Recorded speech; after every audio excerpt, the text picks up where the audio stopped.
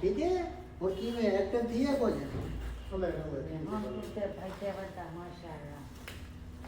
भाई का रुकता होते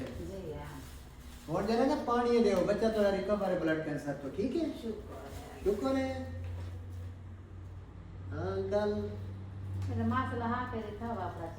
चेहरा दिखाओ सबको बच्चा वाह भाई वाह और भाई का रुकता है खेता पे ना बस और ओके कितनी में 15 में था अच्छा और शहद जो बंद कर दो पानी दवाई दो ठीक है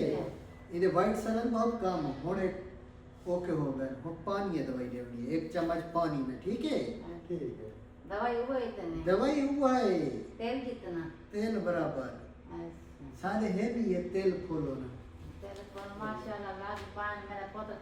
बरनोला लगे ना हाय अगर तेरे बच्चे को दुआ करे सुवाद अम्मी मैं तो न लवावा अम्मी मैं बरनोला रे ब्लड चले लवे दिया है ब्लड लगे